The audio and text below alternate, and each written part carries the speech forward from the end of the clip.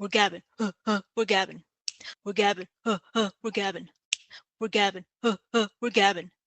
Welcome to Gabbing Gabbing with Greicy and Heather. I have two drinks. I have, instead of coffee, I'm drinking an Aspire Healthy Energy drink, and it's mango lemonade, and it's very good. I'm trying to cope with this week because we're all having a week. So I also made some hot chocolate. That's good. I am having red wine, Cabernet Sauvignon. Oh, Josh. That's what Yes. I wasn't going to drink Josh, but I was going to drink Cabernet Sauvignon. But I explained to Gracie before we started recording. I woke up with major acid reflux, and I was like, I'm not drinking. I'm not drinking today. The wisest choice ever. Wisest choice ever. Like, I had every intention, but it's not going to happen. No rosé because I ran out. Tragic. And I forgot to go to the liquor store. So we're going to do things a little bit different this week. Instead of talking about a movie, a TV show, or a book, we're just going to talk about things that are going on. And I will say we're recording this the week after the Oscars. And I'm saying that just to give context of what week it is. And I'm actually going to bring up the Oscars. We're going to talk about non-political, although everything's politics, people, things that happened this week. We're going to try to keep it light, but some of it might not be light. We'll see. I'm going to start off with some light things. I don't know if you've watched anything this week, content-wise, like as far as like movies or TV shows or anything like that. But I finally got to sit down and watch Zootopia 2. And I was like, this is so cute. I loved it. So it was my special. I have not seen Zootopia 1. So no. Really? Yeah, I feel really bad because I'm the type of person that likes cartoons. I have not. And I have a 6-year-old. I have not seen any cartoons. My kid, my Fitzy, does not want to watch a movie. He doesn't want to sit down and watch a movie. Unless it's K-pop Demon Hunters. Not even. He'd be fast forwarding to the songs. He just wants the music. He just refuses. He don't got time for that. He's trying to get it all in that New York minute. Facts. After dinner, homework, reading, and then what did he want to do? He wanted to play tag. Get that energy out. And after that, what did he want to do? Play red light, green light, 1, 2, 3. He doesn't want to sit down. Okay. He might grow up and be into Squid Game. When he was into Paw Patrol, to get him to sit down and watch Paw Patrol was just a bit of a task. Yeah, so that was like my little treat. And then everything kind of went to hell after that.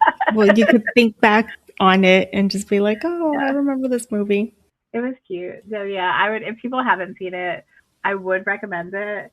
And I think it was nominated for an Oscar, but it did not win, which I was fine with. When did it come out?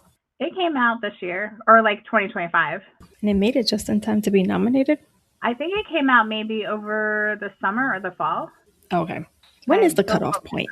I think it's December because they sneak in movies that open on Christmas that are eligible for the Oscar. So okay. Because I think the nominations are in like January. Mm-hmm. Correct me if I'm wrong, listeners. It goes pretty fast. Yeah, it's a fast. Everything seems to go pretty fast. But let me see, because I did look at the different categories, and I'm pretty sure that it was one of the ones that lost to K-pop Demon Hunters. Yeah, so it was nominated as Best Animated Feature Film, and it was Arco, Elio, K-pop Demon Hunters, Little Amelie, or The Character of Rain, and then Zootopia 2. And then K-pop Demon Hunters won, which I thought that was a good winner. Like, that made sense. I haven't seen the other ones, though. I know that it's not meant to be a popularity contest, but... Yeah, it kind of is, though. Yeah, in this case, I feel like it is. I was happy with that category. Did you watch the Oscars? I did not. I watched the last 3 categories, so I got to watch Best Actor, Best Actress, and Best Film. I thought they were all good choices. I don't know if you looked to see who won, but Best Picture won Battle After Another one. I haven't seen that. That's on my list that I've been wanting to watch. It's on, I stream it on Max. It's one of those movies that, like, I'm super intrigued by the trailer, because when I watched the trailer originally, I was like, I have no idea what this movie is about. Like, I'm so confused. Yeah, I thought it was a war movie. I feel like it just creeped up and was just and It has like big people in it. All I know is Leonardo DiCaprio and Teyana Taylor, and that's it. Sean Penn's also in it. Oh, what's his name? Benicio del Toro's in it. Mm. So yeah, like I kept hearing the name, and I think my brain was assuming it was like some kind of war movie. And then when I saw the trailer, I was like, this is not a war movie. That's what it sounds like to me. I have no idea what this is about. Like there's like a very pregnant woman shooting a machine gun. Yeah. It seems out of place. Yeah. So I'm like, I was like, I want to watch this to figure out what the hell's going on. And so because like the trailer doesn't really give you any clues, it might end up being. And so that's why I was like, okay, like I think this might make sense that it won. Obviously, I wanted Sinners to win because Sinners was the only one of the nominated Best Picture that I had seen, and Sinners was so good. But they won other stuff. Didn't they win cinematography?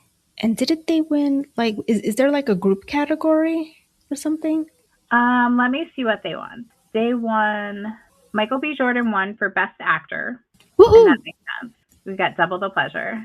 Oh yeah. Let me see that. They won Best Original Screenplay. They won Best Cinematography, so you're right about that one. Okay. They won Best Original Score, which makes sense because their music was really good in that. Very good. I didn't know that. Yeah. And then just looking about if they won any other ones. I just screenshot the big ones, so there could have been like ones that weren't on the actual show, like you know how they give stuff out beforehand for. Oh, that's true. Yeah, you're right. But yeah, those were the big ones that they won. So I thought that they were going to win Best Director. I thought it was interesting that one battle after another won Best Director and Best Film, because usually that doesn't happen. I think they were trying to like respect that both films were great and trying to like keep it equal. Does that make sense? Yeah, that could be the case. I think I know the answer, but I want to read off the Best Picture nominations and see which ones you've seen. There's a lot.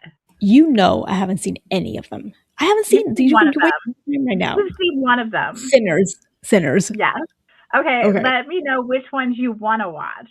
Okay. So Begonia. Okay. Have you heard of it? I have heard of it. No, I don't want to watch it. It doesn't look like your thing. I kind of want to watch it because it looks really bizarre. It's Emma Stone and she's kidnapped and they think she's an alien. No. Pass. Okay. Pass. F1. My time is limited. Yeah. I'll watch it and tell you about how weird it is. F1, that's the, what's his face? Brad Pitt. Pass. Yeah, I don't have any interest that was in nominated? That. Yeah, I don't know why that was nominated for Best Picture. Because Brad Pitt was in it? Maybe. I don't know. Is it secretly this amazing film and we're disregarding it because it's about car racing? That's right. You're like, it could be the best film in the world and I'm disregarding it because it's car racing. No way. Okay, Frankenstein, which is on Netflix, so we could watch it. That I would watch. Yeah. Yeah, I want to watch it at some point. I just haven't gotten around to it. That's what this guy from Euphoria, right? It's Tom Alori? Yeah. Something Alori. Is he from Euphoria? I never watched it. Yeah. Okay. Euphoria's good. I don't know what's going to happen this season, girlfriend. Oh, wait, it's still on? It's still on. They taken a long time to bring it back. One of the actors OD'd, and I don't know if it was because of that or I don't know. Or maybe people just got busy with their schedules. Well, I mean, you have Zendaya, whatever his name is, Alori. I know I'm butchering. I think it's Jacob Elordi, but I'm not okay. 100%. Okay, I got the last name. And Sydney Sweeney and her, you know. Oh, right. I do want to watch The Housemaid. Let me say something. They're making a Housemaid too, and I don't approve that. Is it necessary? I don't think it is. Although they did change, my understanding is the book ending and the movie ending are different, but like I feel like they still wrapped it up. I'll have to watch the movie and let you know. Okay. All right. Because yeah, I think I am going to watch the movie because it's got what's her face, Amanda Seyfried in it, and I like her. I feel like when Sydney Sweeney started out, like she was fine. She just like got out of control. Yeah. You know, like she's just everywhere. She's too much everywhere. Yeah. I think she was in Handmaid's Tale. Oh, was she? She was. She played Eden Spencer. Oh, that name sounds familiar. Anywho, let's keep going down the list. Yeah. Okay, so far you just want to watch Frankenstein. Okay, so Hamnet, I really want to see that. No, I've heard I that think. it's emotionally devastating, Oh but like God. so powerful. Because you know Oh what it's God. about? It's about Hamlet's son. Yes, That's all but I know. like That's it. what happened was it's his love story with his wife or partner, wife. Jessie Buckley won Best Actress for that role, and Oh, everyone is that was being like wondering. she 1000% deserved it. She did such a Deserved good it. job in this role. So basically, it's about them meeting and falling in love, and then they have 3 kids, 2 of which are twins, and one of the boys dies, and it's about them processing their grief of losing their child and stuff, and how they do it differently. And he ends up writing Hamlet as a way to process the grief of his son. Is this factual? Do you know? I don't know how factual it is, but everyone Okay. talks about like what a powerful movie it is and how like emotional and just like beautiful the story is, but like Okay. I devastating. mean, So I'll grab watch your it tissues. when I'm emotionally available Yes, to watch it. it's one of the ones that I say like it's got to be sunny. We need sunny months to be able to emotionally handle it. It's not a Yeah. winter Yeah. Yeah. movie. Yeah. That's But right. it You're is right. out. I think it's on Max that you can watch it now. Next one, Marty Supreme, the Timothy No, Chalamet. You're like, do you know what it's about? I do. Even before his stupid commentary, It's he like, like yeah, pisses me off because I'm like, dude, you're a fucking New Yorker. Like we have all of the arts, and you want to poo poo 2 of them? Like okay, people actually buy tickets and go and see these things. Okay, am I? I need to get off my soapbox. I understand where you're coming from. I think it was a matter of he spoke because his Oh, and mother that's why and he's like been quiet. his sister and like several of his family members are in the opera field. I think he was Moron. yeah, I think he was like more like and I don't want to speak for him, but I think he maybe misspoke and it was taken out of context. I still don't particularly like him, but Like I he think was just that being. like I think he was trying to say like I don't want what is happening to opera and ballet happen to as well. Well, what's happening to opera and ballet then? I They're don't know. suffering. A lot of them are have been closing over the past few years. A lot of opera houses and theaters that do ballet and stuff have had to close because because is like a loaded question. Like that's something I feel like I don't know enough about to speak on, but like I think a lot of it has to do with the way that it's been promoted as like a more like elitist type of thing. There's I like was just about to say accessibility that. issues to it and stuff like that. And I will say I actually love opera and I love the ballet and I go to them all the time, but I don't have that kind of budget. Like when I was in college, my college had like a cultural center that was associated with it. So I could go to things like that for free or at like a very discounted rate. I used to go all the time to operas and ballets and concerts and things there. But like I just don't have that as an option now. It's kind of like I what's happened with sports too. Like it's become where like your average person struggles to be able to go to a lot of these like games and stuff that they would want to go to. yeah. So Yeah. yeah, but like I've been hearing that a lot of places have had to close down over the past 5 years because I've they're just not selling tickets like they could be. I've not been to the ballet, I've not been to the opera, so I don't know. And it's not because I don't have an interest, but to your point, it's because it's expensive. Like my Mm-hmm. best friend, she likes to go to the opera, and I'm like, oh, maybe I could go with her one day, but you have to put money aside, you know? Yeah. Yeah, I Speaking of haven't gone to which, an opera in like 20 years and a ballet probably 10, 15 years. And that was because it's somebody a got long me time. tickets to the ballet for Christmas. Speaking of ballet, this week, I think it was this week or last week, Ballet Hispanico went to the school. They, performed Hispanic themed music, if I'm saying that correctly. Dances, not music. Well, music also. And they had the kids stand up and like show them the moves and stuff. I was like, that's great. I was excited about that. And Fitzy said he liked it. So I'm curious to find out how much it would cost to go see them. And now that we're talking about this, Yeah. reminded me. So thank you very much. Like he actually liked it, and he said he'd actually go see it. Of course, he could change his mind because he He likes to likes do that to physical me. motion. He does. Yeah. Well, we're still on the Oscars. let's see. Okay, so one battle after another. I said I wanted to watch it to figure out what it's about. Do you have any interest in watching it? Yeah, I do. Yeah. I do. I think that's probably something I'd watch with Corey too. Yeah, I and think he'd that's be out into on that. Max. I think it just came out. So the next two I find very interesting. I should have looked into this. The next two are based in other countries, which I thought was like they have other languages. So The Secret Agent, which is in Portuguese, Okay. and that I think is based on a true story. Oh, don't It they have is, not to be a separatist here, but don't they have like foreign language films category? they do. They do. They have Best International Featured Film, and The Secret Agent was also nominated. Both of them were actually nominated. The next one I'm going to talk about was they were both in that category as well. I just thought that's why I thought it was like unusual that they were in the Best Picture. It made me be like, they must be really good. So yeah, that takes place in 1970s Brazil, and I believe it's based on a true story. So I wanted to see that, but because of time limitations and it being in Portuguese, I'm not sure when I'm going to see it, but whenever I have time to sit down and actually watch a movie Very, with very subtitles, interesting. I plan on watching it because it looked good. Did you have interest in watching The Secret Agent? I don't know that it's your thing. I mean, I have to see the trailer.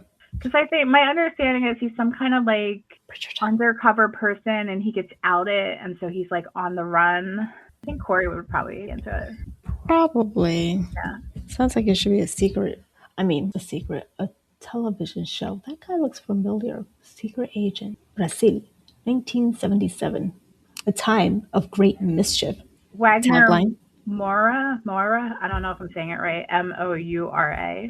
He was nominated for Best Actor for it. But the next one is Norwegian, and it's Sentimental Value. And I think that's in I think some of it's in English and some of it's in Norwegian. I've heard really good things about this movie. And it's got Stellan Skarsgård and Ellie Fanning in it, and some other people too. Those were the ones I forget that those people are like from Ellie Fanning, I don't think is, but yes. No, but like the Skarsgård family. Yeah, but I think they're Swedish. I don't think they're Norwegian. Oh, okay. Maybe I should fact check that real quick. I'm pretty sure they're Swedish because I think that the one son was in the Swedish version of the Special Forces. Yeah, well, he was born in Sweden. He was. The whole family is famous. They're very talented. Alexander Skarsgård. Isn't there another Skarsgård? Oh my gosh. The picture of Alexander Skarsgård is him in top part of a tuxedo and just underwear, and that's so funny. Does he take himself seriously? He was born. Oh, Gustav Skarsgård, Bill Skarsgård, who is Walter Skarsgård. Yeah, I think they're just a very famous actor family. Yeah. But yeah, so I wanted to see that because I have heard so many good things about it. It's got some really good people in it. And then there's just two more, Sinners, which you've seen and we loved. We did an episode about it. Yeah. Go watch it. Okay, and then the last movie is called Train Dreams. And that trailer was a little bit confusing to me too. I'm on the fence on if I want to see it or not. It looks like it's about the expansion of the railroads, possibly into the Pacific Northwest. Definitely somewhere out west. But it looks like it's like a family drama of their experience going west and helping expand the railroads, cutting down all the trees and stuff over years, their kids growing up and everything. That's interesting. You don't really think about things like that. I don't think about that, how these people lived and how their whole lives have changed because the world is evolving. So it could be really interesting in that respect. Yeah. And to know the history of kind of how things were previously. Right. I think, we spend a lot of time in the past, right? There's a lot of stories set specifically in certain eras. And this is one that I think is kind of ignored because it's not, you can't really romanticize it. Does that make sense? Yeah, you're kind of winning me over and making me lean towards I need to watch this movie. Because, we do know about, the idea of, the railroad expansion through stories like The Gilded Age. Yeah, thank you. You were reading my mind. Gilded Age from the perspective of like the person in power. And then we do see it occasionally where there's reference to like Chinese people coming to the Americas and like building the railroads and like how terrible it was through that experience. But we don't really see like a full movie about that. It's more like little hints here and there. Even And with the Gilded Age, we just get the hints where, they're trying yeah, to unionize, but we don't yeah. sit with them. It's more like, ooh, I'm going to make so much money because of the railroads. It's like that perspective, the men in power perspective. And then locally, because I'm from the Philadelphia area, I know a little bit about the Irish American experience with the railroads because there's this like area outside of Philadelphia called Duffy's Cut, which when you're into local history, you learn about that here, where it's like these Irish Americans came straight off the boat and were sent to Duffy's Cut. And this big tragedy happened where there was like a cholera outbreak and like everyone died, but like then they found evidence that like it maybe wasn't cholera because there were like bullet holes in people's skulls and things like that. So there's just this big controversy, and like through the historical record, archaeologists and stuff are trying to like find out exactly what happened to these people. Like currently, like right now? Yeah. They're trying to find out? Whoa. Yeah, like it's been an ongoing thing for years where like people are like studying it. So like you learn about like the Irish immigrant experience a little bit through that as well. But like that's not in like popular culture at all. That should be. I mean, once. Yeah, I think we need movie directors, showrunners, because it could be a TV show too. We need an epic something about the immigrant experience coming in and building America. Because that would be great. Without the immigrants coming in and building America, we would not have, or I should say the United States, but like we would not have this country without the immigrant experience. I would love to see that. Like I know that there's documentaries, like you can watch a documentary about the like Chinese American experience and the railroads and stuff like that. Pretty sure I've watched a couple, but like I would love like a blockbustery type, like something that's going to be popular that is like a Train Dreams or one of these other movies where it's like the experience of different immigrant populations coming in and building America. I like the idea, since you mentioned it being a series, because we can delve into different types of immigrants' experience here and there, like an anthology, and have them like people connected. People love all that stuff, including me. So let me not make it sound like I'm not into it, and it's in your home, right?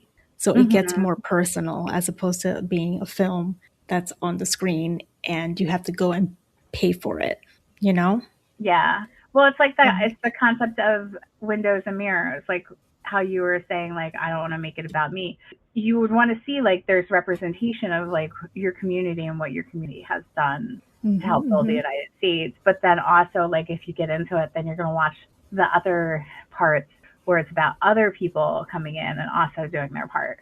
Because like one thing I will say is like before I knew about Duffy's Cut, if you would have said who built the railroads, I would have been like, oh, it was the Chinese immigrants. But it wasn't just like they were like the main group that, especially like out west. But you also had like other immigrant groups like the Irish coming in. Interesting. It's like all these vulnerable groups, like because they're coming in right off, like fresh off their arrival in boats.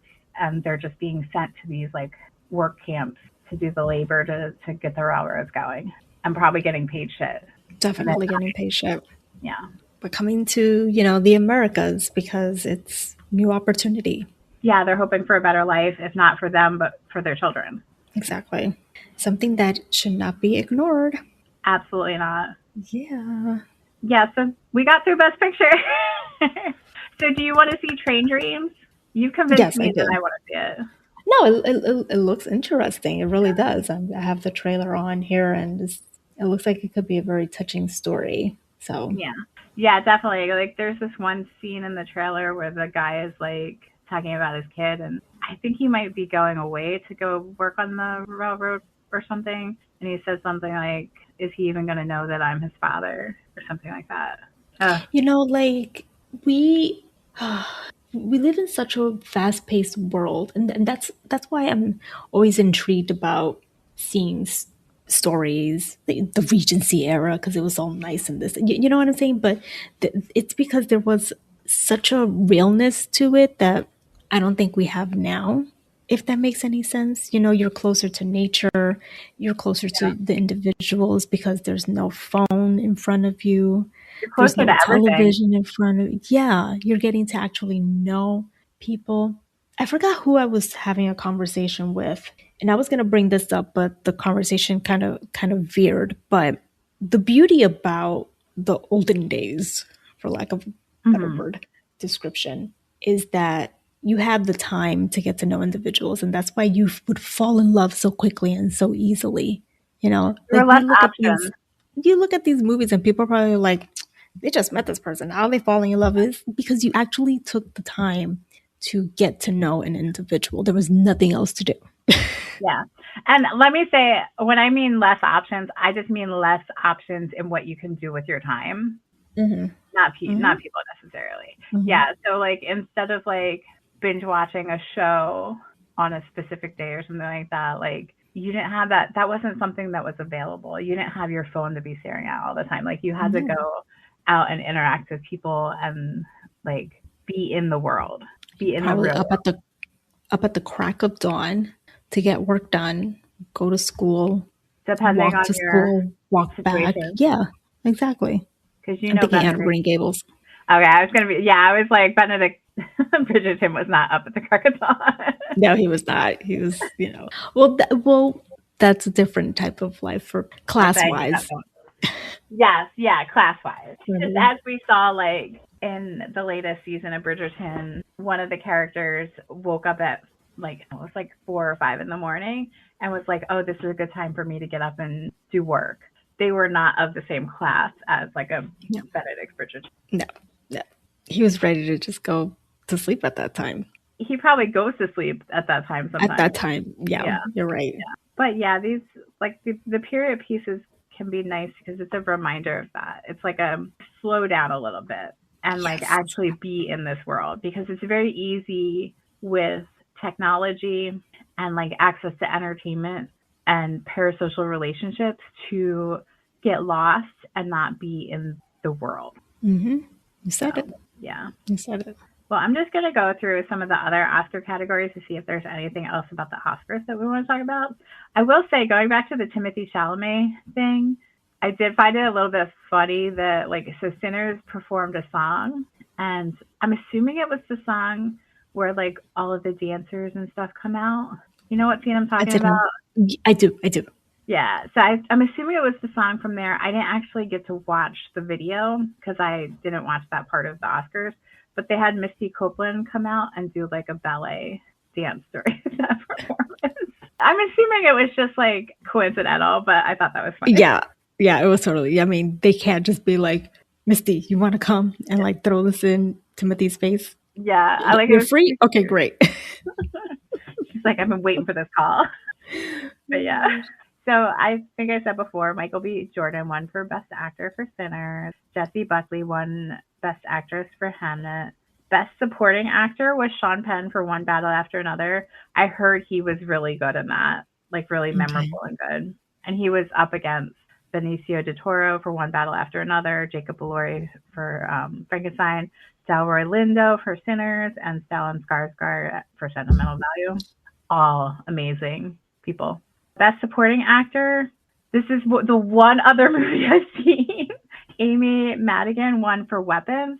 She was diabolical in that movie. Like she definitely deserved to win for Best Supporting Actress. Okay, not watching she was that. up for like from really good people too. Best Director was One Battle After Another, Paul Thomas Anderson. I mean, it was like the typical other movies: Hamnet, Marty Supreme, Sentimental Value, Sinners. I would have liked Ryan Coogler to win that, but it is what it is. He seems to get screwed over all the time. Yeah, but it did seem like he had his night for other categories. So Best Original Screenplay, Sinners. The only one that was, well, there was a couple here that like, I have no idea what they are. Blue Moon, who apparently Ethan Hawke is in. No idea what it is. I have to look it up. And then it was Just an Accident. So those were two movies that were in that category that I don't know. I feel very off this year. Like literally, Weapons and Sinners were the only movies Don't I've feel seen. bad. Don't feel bad one bit. I am off all the time. I It's been used a to rough be, year. again, like, not even, I'm not even going to bring Fitzy into this. This is like I haven't been into Life it has been like life before. in. So, Blue Moon tells the story of Lorenz Hart's struggles with alcoholism and mental health as he tries to save face during the opening of Oklahoma. That's It's so a true random, but story. that could It's a be interesting. biography. It's a Yeah, biography. that It could be says interesting. And Ethan Hawke is good. He's a good actor. he plays Lorenz Hart. Bobby Cannavale is in it. Okay, I Andrew would watch Scott, that. Margaret Qualley. I don't know if I watch it. And the other one is It was just an accident. an unassuming mechanic is reminded of his time in an Iranian prison when he encounters a man he suspects to be his sadistic jailhouse captor. Panicked, he rounds up a few of his fellow ex-prisoners to confirm the man's identity. I can only imagine what happens. That would be interesting. Yeah. Okay. And the poster for it has like a woman in a wedding dress. So I'm curious. That's intriguing. It is. It is. Did you ever see? Probably not. This movie. What was it called? It has Cameron Diaz as a bride. And As a bride. as a bride, when I see like a woman in a wedding dress with a group of men, I automatically think about this movie. When I find it, I will tell you what it's called Okay. if you want to continue. Yeah, I'll continue on. So, best adapted screenplay was One Battle After Another. Best animated feature film was K-pop Demon Hunters. So, best international feature film. This was the one that The Secret Agent and Sentimental Value were both in. Oh, Yeah. It Was Just an Accident is also in this one. It's French. It looked like it was a foreign film. So Okay. And then the other ones are The Voice of Hin Rajab, which is Tunisian. I've been wanting to see that. That sounds really good. That's about, if you remember, Hin was the little girl who was trapped in the car with her family, and her family had all been killed. And Red Crescent workers were trying to get to her. The car was surrounded by Israeli forces of some kind, and they found later on her dead and all the Red Crescent workers dead. it's a true story. Yeah, you don't remember this happening? You Why may would have I? blocked it out. And like Yeah. when I the mean, Columbia students took over the campus, they renamed the one building Hins Hall after the little girl. it sounds familiar, but my memory is like always unsure of itself. And so much has been happening. But yeah, so this is a movie about her story. So I wanted to watch that. And then the other one, I'm probably mispronouncing this. Surat. Oh wait, is it about the artist Surat? That's from Sounds Spain. familiar. Yeah, I don't really know anything about this film, but if it's about the artist Surat, I would watch it. But yeah, so this, I mean, sentimental value won, which makes sense because people have been saying so many great things about it. Best casting, I believe this was a new category. I believe this is the first time this has been an Oscar category. And that was One Battle After Another one. And it had like typical other movies. Best cinematographer was Sinners. Best production design was Frankenstein. That makes sense. Best editing, One Battle After Another. Best original score, Sinners. Best editing, that was another one that had F1 in it. Best sound, F1. I guess I can see that. I haven't seen it. But the one other one that was in here that isn't like a typical, like one of the best film nominees was that Surat that was in the best international film category. Best original song was Golden by K-pop Demon Hunters. It's That's so right. funny because I really like Golden, but Golden's not my favorite song in that movie. But it It's seems to be everybody else's. This is what it sounds like. That's Yeah, your that song. last song is my favorite Yeah. one. But Golden. Well, lyrically, they're all good. I would Yeah. say, but that one's more. I your get more face. emotional with the This Is What It Sounds Like. Is that the name of the song? Yeah, I'm that's the saying one that that that's what it I sounds get. like. Whatever that last song is. We love it so much we don't know the name of the song. I can't listen to it without getting upset. Let me see. I'll tell you right now because I have it downloaded. I'll go on to the other ones. Best visual effects, Avatar, Fire, and Ash. This one has some different movies. They were up against F1, Jurassic World Rebirth, The Lost Bus, and Sinners. I did not see Avatar Fire and Ash, but I think people have said that it was really good. I have no interest whatsoever That's not your in that thing. movie. What it sounds like. What it sounds like. Okay, we were close. Yeah. Yeah. First off, I was told it's best to watch Avatar in the movie theaters. I, didn't take advantage of that opportunity. I saw it on a big TV screen. It dragged on and on. Okay. Yeah, I haven't So I seen have no any of interest them. in it. But it's like weren't people committing suicide or something because of this movie? Were they? That's what I heard. I don't know because it was such a utopia, and why can't we be like This that? And is blah, blah, blah. And I'm like, it's a movie. Give me a wait, are you break. talking to, oh, wait. I'm talking about Avatar. I did see the first one, and I do remember that people were getting really depressed. I don't know if they were unaliving themselves, but this is starting to come back to me. This was so long ago. No I idea. thought the first movie was okay. I don't even know if I saw it in the theaters or not. It was too long ago. But this is what, now that you're saying this, it does sound familiar. Like there were like people had to like start support groups, and people were suffering from massive depression and whatnot. Mental health is real shit. If Yeah. you're gonna listen, let me not talk shit because I'm the one that's over here fiending for Benedict, okay, and Wishing you were in crying. BBC And England, which you don't really exactly. wish that as a person of color. You really don't wish that. Well, Or as a woman. hopefully we will soon be able to discuss my feelings Yes. about this season. And before I forget, I found the movie that Cameron Diaz was in. It's called Very Bad Things. It had Christian Slater, Daniel Stern, John Favreau, Jeremy Piven, Gene Triple. Like it had like a few, There's a lot of people in it. people, right? It is a dark comedy, psychological thriller, right? A prostitute is killed during a bachelor party, and the attendees turn on each other as the wedding approaches. And so that's why anytime That I sounds see, familiar. maybe you've seen it. Yeah. That's shenanigans. There's shenanigans happening with men. Oh, yeah. So best makeup and hairstyling was Frankenstein. Best costume design, Frankenstein. Best animated short film, The Girl Who Cried Pearls. Best live action short film. This one was a tie, and apparently that has happened before in a category, but it's very rare. Yeah, I heard about that one.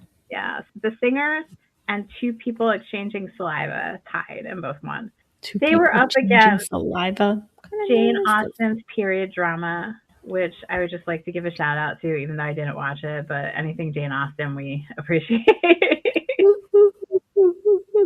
Okay. And then best documentary feature film, Mr. Nobody Against Putin, which I actually heard that was really good. Mr. Nobody Against Putin. Interesting. And then best documentary short, All the Empty Rooms. That's been on my list to watch, and I have gone to start it and been like, I can't emotionally do this right now. It is about a filmmaker who goes to the bedrooms of children who have died from gun violence and explores their bedrooms. That's a Netflix documentary. Yeah. So I really want to watch it, but like every time I go to actually put it on, I'm like, it's a 7-year-long project. Yeah. Well, there's been a lot of children killed by gun violence. Mm-hmm. And that was all the categories I had marked down. But you mentioning Avatar being a movie theater experience reminded me that this weekend... You're going to go see Hoppers? I do want to see Hoppers. Project Hail Mary is coming out. I really want to go see it, and I don't know when I'm going to be able to go see it because like I'm so busy for like the next month. Good for you. One of the things was you can watch it in 4D. Have you ever seen a movie in 4D? No. I didn't even know that existed. I only know that it existed because of the podcast Hey Tableau that I was telling you about, because he says that there's a special place in hell for 4D people that go see 4D movies. He has very strong feelings about it. Why? What's so... I guess he went to one and like he described it as like a stick hitting him in the ankle the entire movie. I don't know what was happening. But I'm trying to figure out like, because years and years ago I went to the Empire State Building and I went and did this like IMAX experience where like the chairs and stuff were moving. And I was like, is that considered 4D? So I'm trying to see what exactly 4D is. And does 4D automatically have 3D? Because if it has 3D, I have no interest. I cannot watch 3D movies. They just seem fuzzy. Like my eyes can't adjust to them. And so like I Well, feel like I'm just paying more for a worse experience. according to AI overview, it It's really, combine. I have to preface it. yeah, because it's It's a hot quick. mess. Yeah, I It's a quick know. read. Combines 3D visuals with physical environmental effects such as moving seats, wind, mist, scents, and strobe lighting, synchronized to on-screen action. Okay, so I think I would hate it because I can't do the 3D. Anytime, okay, if you're my friend and you really want to go see a 3D movie, I will give in to you, but I will be silently judging you because I will have told you that it's a worse experience for me and now I have to pay more. I'm not I, I'm I not a don't have the huge depth 3D fan. perception. I It's just all fuzzy. I think it depends on the movie, and you won't know until you already paid your money. Hmm. Like, do you think if it's too fast paced, it's like worse for you? I don't know. I don't know. I don't, to be honest, I don't go looking to see 3D movies if they're available. I'll just see a regular. Yeah, I always go for the standard.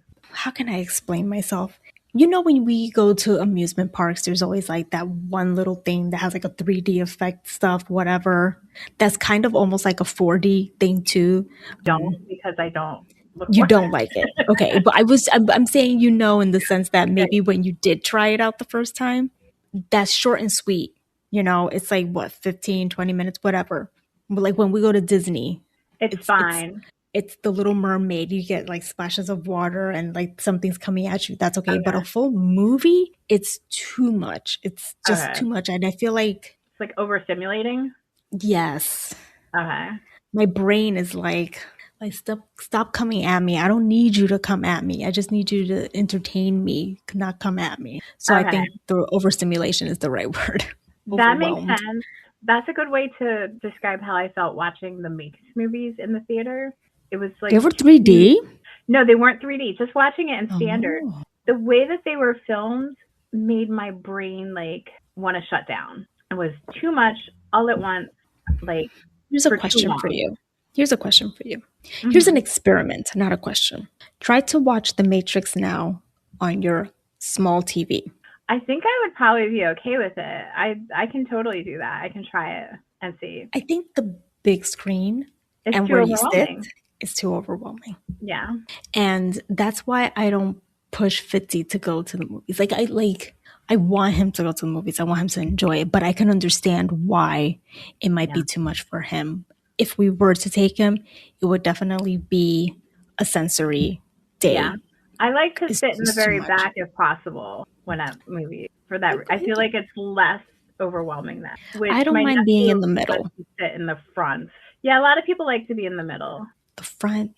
I may have already told you this, but I saw the remake or whatever it was of Chainsaw Texas. Was it Texas Chainsaw Massacre? Front row, Oh and I was no. done. I was I done. watched the Titanic front row because that was the only seats available, and I was Well, like, that "Get was the me only the hell seat out of too. here!" Yeah, but you mentioning a remake is a good transition because the next thing I wanted to talk about was Firefly. Have you heard the latest? I have not. I saw in one of my group chats Firefly come up, and I thought they were talking about the old one, So and then there have it. been hints. Okay. Yeah. So there is a latest update, and then I also want to talk Buffy. So apparently, It got yeah, I can tell nixed, from your but I face. just found out yesterday, but I don't know the details. Okay, Okay. I know a tiny little bit, but not much. So tell me everything you know. For Firefly, they did like this video with the actors where like Nathan Fillion was going to their houses and being like, "You ready?" And they're like, "Is it time?" And like just being very cryptic about it. And so people were like, "What does this mean? Are we finally Yeah. getting a like Firefly Yeah. reboot and stuff like that?" So then they just did an update a couple of days ago where they said they basically have everything that they need, that it's going to be animated. They have like all the people, they have like the animation house and everything. They just need a home. And so they're trying to get fans to get riled up to get like a Netflix or like some other kind of platform to agree to be the home. You're not happy about the animation part? I know. I would have liked a live action, and people were really getting into like theories about how they would do it because that dies in the movie? Alan, I can never remember this man's last name. Alan Tudyk. Alan Tudyk. Wash. His character dies. Yes, Wash dies. So they were like, he's one of the people that is in this video. Like, how are they going to do him? So people were like, well, maybe like he'll be the ship. People were like, it could be a prequel, but like they're too old for it to really be a prequel. But if it's an animation, they could have it be a prequel. They could set it up between the show and the like. People were getting into so many different theories and stuff like that.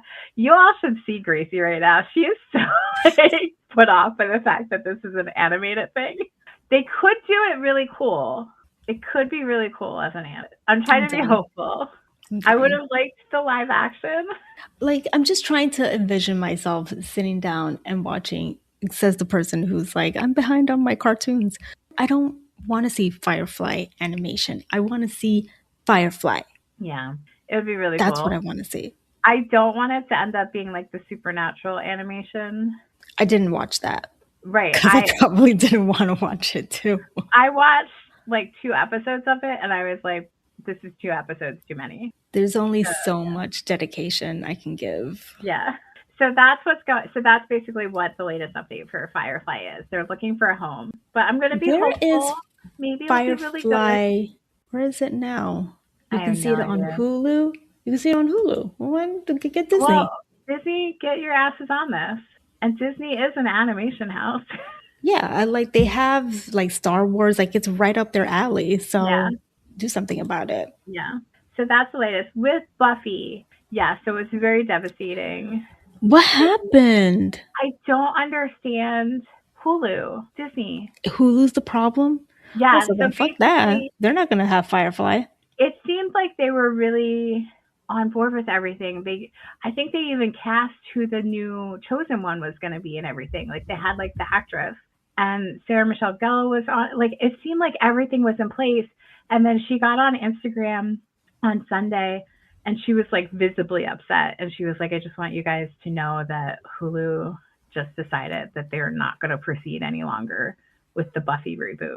Like, how stupid are they? Hulu, you're fucking stupid. Like, even they had that it was going to premiere late this year or early next year. So so they filmed something that they're saying that.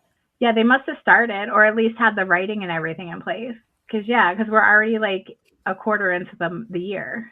And then out of the blue, they're just like, we're not going to move forward with it. No one saw this coming, including the head of Searchlight. Yeah, Sarah, if you go to her Instagram, you could tell she's very upset. It was going to be called Buffy the Vampire Slayer New Sunny Day. And they were going to bring back different people from the original series. Of course. Like, everything seemed like it was all set to go. It went into production late July. Pilot.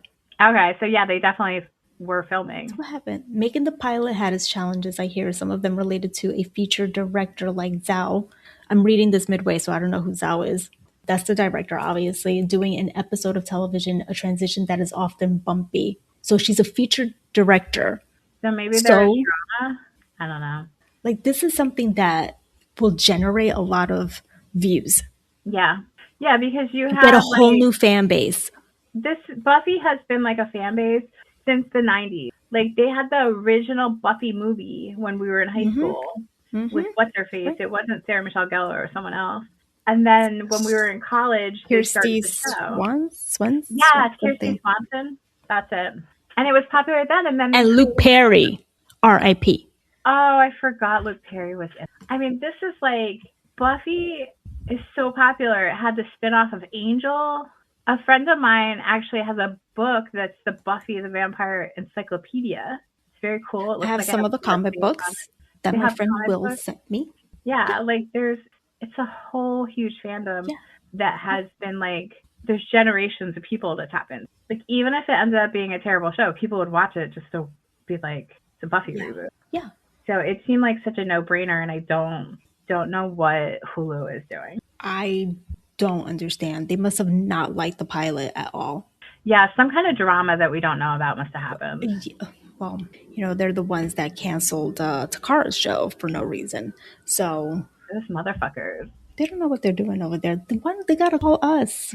I don't get it. And when something like this happens, I always think maybe like Netflix or Prime will pick it up. But are they really going to? It is Yeah. such a huge, huge series. Yeah. It's just, I don't understand the rationale. So something big must have happened. I'm trying to recall if they have ever updated it, Buffy, to like, what is it? When they remaster it so that it looks more modern, crisp, Oh, I don't know. 4K. I don't know if they've done that. Because it is hard to rewatch it because it's like, it looks so grainy, Yeah.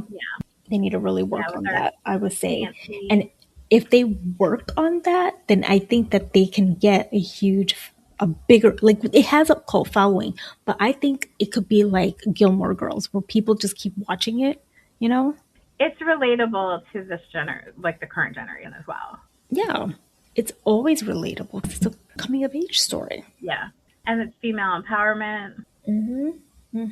Since you mentioned Firefly, Buffy, they're both Joss Whedon. Yeah, that was creations. an interesting connection. With Firefly, he even said like he gives his like he's like, you guys go with it. He's not having anything to do with the Firefly. Didn't he get into some kind of trouble? Yeah, and I think that's why they made a point of saying that he's not. He like gave his well wishes, but he's not going to be involved at all. A little grabby, touchy. I think so. I think it was part of the whole Me Too movement. I don't remember the exact details. I know these men. To know that he did, and it's like you created Buffy, Firefly, Angel, like a Dollhouse, all of these great shows. You can't keep your hands to it. Yeah, with these amazing female characters. It's so frustrating. But this actually transitions into what I wasn't sure if I was going to bring up or not, but I'm going to bring it up. But before I do, the other update was that K-pop Demon Hunters Netflix has officially, as of March 12th, said there is going to be a second one. Find that confusing because I thought they already announced it, but I guess it wasn't official. And that it's like 2029 might be the date that it comes out. I knew you were going to hate that. 60 years old. He's 60 years old. How long does it take to make cartoons these days? With all the technology we have, 2029, Fitz is going to be like, who? Who's K-pop? Yeah, what's this K-pop Demon Hunters? What was that? I don't remember that. So maybe it will come out before then, but that's like the rumored. It's 3 years from now. Yeah. And they're talking about a third movie too. Wasn't there a talk about 2 more movies, the second and the third? I think there was. When the hell's that going to come out? Third one.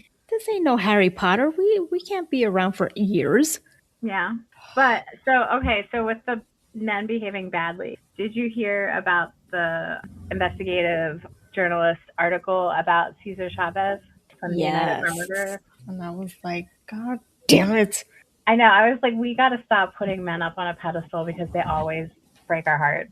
But what I thought was interesting is that today I've been seeing a lot of things about like a mural of him was painted over. What was the other thing? Like they like are taking like some award away or something like that. So it's like, it's kind of nice that there's like instant accountability. Which doesn't happen often. Right. The conversations coming up about women sacrificing themselves for greater movements, that there's been a lot of conversations about that happening because Dolores Huerta, she said that she kept silent for 60 years because she didn't want to hurt the movement. And then the children that were involved at the time, they kind of said some similar things. Like they didn't want the farm workers to be hurt over the allegations. And that's a fucking problem. I feel like a lot of women and girls, they have to think about things like that. And that's something that they shouldn't have to think about. Like, because one person is doing something, it should not impact a whole movement. Like, that person needs to be held accountable and get them the fuck out of there. Like, they're not actually being helpful for the movement if they're misbehaving. Find another representative things for the cause. Yeah. I mean, Dolores Huerta has taken over the reins and has been amazing. I didn't even know who she is. Yeah. That's saying something. Yeah, because if you think of the United Farm Workers, they're the 2 names that you think of. You think of Cesar Chavez and Dolores Huerta. Exactly. I just I was like, It's so for a sad. second there, like, are they just tainting his name because he's a Hispanic man? I'm like, Well, no, don't think that way. some people were Like, saying like, oh, it's because he didn't believe in, like, he didn't think that, and I don't even know this. I hadn't heard this, so I don't know if it's true.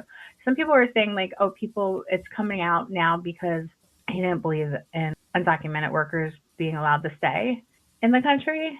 I don't know if that's true or not, but like, this has been like a years on investigation. Like, this is something that it just is coming out now because they finally wrapped up the investigation. it's crazy. But it's like, It's crazy.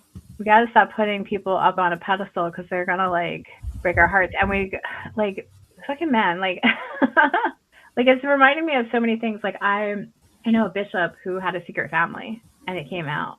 It also reminded me of the family member who was molesting several of the female members of my family, and none of them talked to each other about it. They all kept it secret because they were worried that if it came out that their father, because it was all girls within the same family, they were worried their father was going to then go and or try to kill this other family member, and they would lose their father. So they all kept it secret. So it was like 4 or 5 girls all being molested by this one family member, and none of them, even though they were living in the same house, told each other until they were adults what happened. That's crazy. It shouldn't be that way. No. We should be able to speak up. We don't feel empowered. We're always scared. Well, it's the patriarchy. The patriarchy tells us that we have to be silent and that we have to, as girls and women, think of the greater community. They're not telling boys that. No. I was on Instagram earlier and I didn't get a real chance to see this because I was talking to my mom, but there's this woman, Sharon. I don't know her last name. Sharon Says So is the name of the Instagram. Sharon McMahon. She's really smart woman. Like, I don't know. Oh, she's America's government teacher. Like, she just knows all the stuff and she breaks it down like really great. And she's saying, this movement against women is like starting to really ramp up now. And she's like, I've been telling you guys about this. She's very open-minded. She sees things, she reads between the lines. And so here we are having to go through this bullshit all over again. And it's the white Christian men who are starting this movement. And the last name nonsense for voting, that's one of them. And God knows what else has already started. They're getting their hands in on everything. And we need to, I mean, there was a suffragist movement. We cannot go back in time. They've been playing the long game to get They their have power been. back. Like, they've always had power, but they want complete and total power. I'm pretty naive to these things, right? Because again, I've said this before, I don't think this way. But if you're so hell bent on wanting this nation to be Christian, why don't you go buy an island? I'm sure there's lots of islands for sale, and create your own country elsewhere and leave this country alone. Yeah, this country was based off of freedom of religion and for there not to be an official, like specifically for there not to be an official. But like, where does it end? Language. Where does it end? Yeah. Let's say you get the United States of America. What you gonna do next? They're always gonna want more power because that's what it comes down to. And spread religion. Like, we're not living back in the day. Let's be clear, they don't actually give a fuck about their religion. They're just using the religion. They're just using it. You're absolutely right. The power and the control. Right. Because they're not real Christians. It's too Handmaid's Tale for me. Yeah. This is why I like, when I read dystopian novels, I like always freak out because I see the reality in it. Mm-hmm. I can see everything happening, and the zombie ones too. Sorry to bring us down at that, but well, I was going to say, let me end it with a funny story, but it's not really funny. It's really messed up. Some guy asked me out one time, and his method was to tell me that basically he was saying like, if I didn't go out with him, I was proving myself to be a selfish person. What kind of a twisted motherfucker is this? He's trying to manipulate you? Like, he thought you were that weak. And this is, Heather, this is the sad thing. He probably said that to somebody else, and they fell for it. And what was really messed up, too, this is about back when I lived in New York, and it was leading up to the election where Obama won and became president. And so he was canvassing for Obama, and he took that opportunity to try to ask me out when he was supposed to be canvassing and getting my vote for Obama. But instead, he was being a selfish prick and trying to like get women to agree to go out with him. It's a I wasn't dangerous having man it. right there. I wasn't That's a having it. dangerous man right there. I wonder where he is and who He he's was with. real slick. Like I was staring at him being like, this probably works. This probably works on a lot of people. But I was not playing. I agree with you, and I just worry about who he is with. Yeah. Because who knows what else he's Yeah. probably verbally abusive. Yeah, and emotionally. Yeah. Yeah. No, emotional. Yeah. Mm-hmm. Yeah. No, he's not a good person to tell you that you're selfish for not going out with him. Yeah. For not thinking to go out with him. He was like basically like, it's really selfish if you don't want to be in a relationship with people, and like you would be really selfish to not give me a chance to prove myself to you, and that Who the fuck does he think he is? I know, really? Right? If I think I would have been like, what? Yeah. Like, what are you saying? Like, I think I would have been so confused. And maybe that's what he's trying to do too, confuse you. So you could be like, wait, what? I mean, it's a different take for sure. The conversation would continue because he'd be like, excuse me. I know myself, I would have gotten into an argument. Yeah, I was not as confrontational now. I mean, then as I am now. Because now I'm part of the, like, as my little tagline for this episode says, I'm part of the We Do Not Care Club. You have zero fucks now. Yeah, exactly. No, but that guy's dangerous. It's dangerous. It's a funny story when I think about it, but it's like the underlying themes are like really fucked up. That is how they probably all think, right? Well, and that's kind of like what this like white Christian male movement is going into, is that like women that don't marry and have children are selfish. Yeah, that's what he's dangerous. Like that guy right now, he's probably MAGA. Yeah, he's probably one of those Obama people that went to MAGA. You're right. I would not be surprised. Mm-hmm. But this movement is very dangerous, and I don't know how we're going to put a stop to it. I don't know if the midterms is going to happen, and if it does happen, will it actually work? It's too far along. I feel like because it's insidious. It's like interwoven into, because like I was saying, they've been playing the long game. I said this back when they overturned Roe versus Wade. I was like, this has been their long game. They've been doing this for the last 20 plus years, trying to like get this as part of their greater victory. Yeah. It's very scary. Listeners, what did you think about tonight's topics? Do you have anything to say? Let us know on Instagram at GabBin'Podcast, or you can email us GabBin'Podcast@gmail.com. And thanks for listening to Gabbin. Go check us out on Instagram, like and follow us. Check out our other episodes. We are on all the major platforms where you can find your podcast. Feel free to buy us a coffee. Please do. We need it. Talk to you next week. Thanks for listening to Gabbin. Gabbin! We're gabbing. We're gabbing. We're gabbing. We're gabbing. We're gabbing. We're gabbing.